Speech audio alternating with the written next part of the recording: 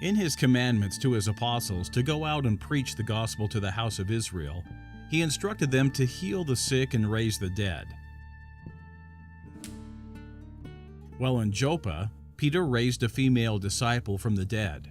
The healing power of faith and the atonement has no limits.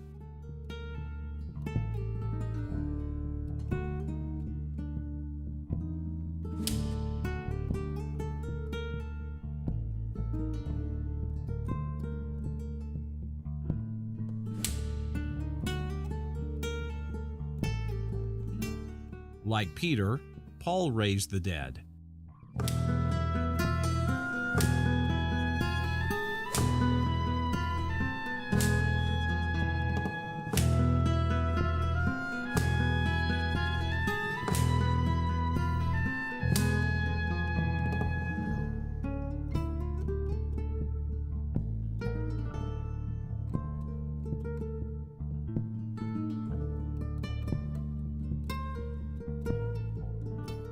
Many believe that the restoration of Eutychus was not miraculous.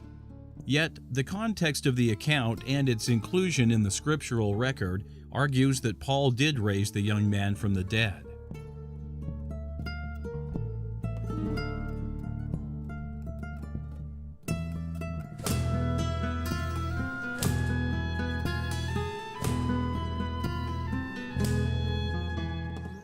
During his mortal ministry, Jesus Christ raised 3 people from the dead: the daughter of Jairus, a young man from Nain, and most famously, Lazarus. In the instance of the daughter of Jairus, ruler of the synagogue, the father came to Jesus beseeching him to heal his daughter, who was dying.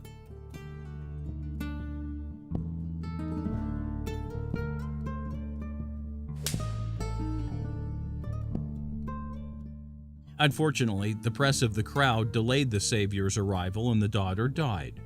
A servant relayed the news to Jairus, asking him not to trouble Jesus any further. Jesus heard the communication and told Jairus not to fear, but believe. This would invoke Jairus' faith, necessary for his daughter to be made whole. Jesus took only Peter, James, and John to the house of Jairus. The house was in tumult, with musicians and other professional mourners loudly wailing.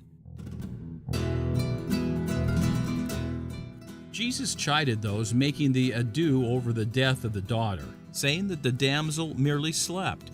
Knowing otherwise, the crowd laughed him to scorn.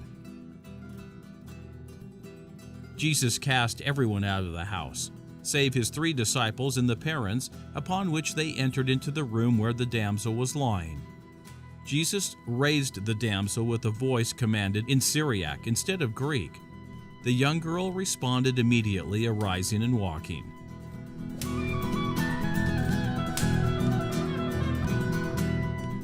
Luke makes the important point that before the daughter stood up, her spirit first returned to her body.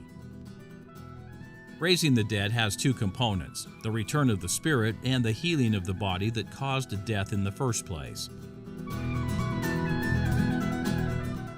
There has been much discussion about the Savior's use of the Syriac in his command to the daughter instead of the usual Greek of the New Testament. One view says that this is evidence of the language in which Jesus normally spoke. But this does not explain the exceptional inclusion of the words in the account.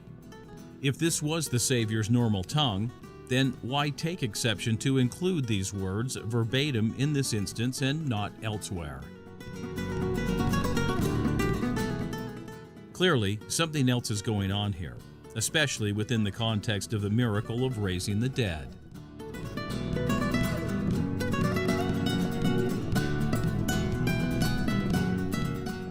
A better explanation is that the 2 words used to raise the maiden were a form of magic.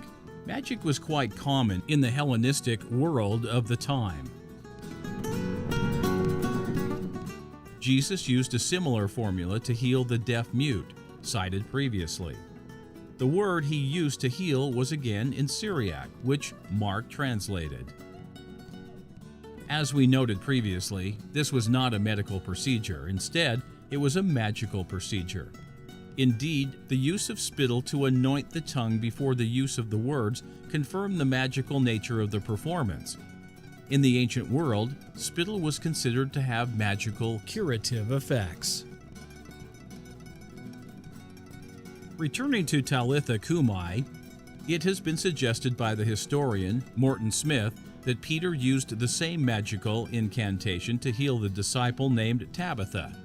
The name Tabitha was merely a mishearing of talitha.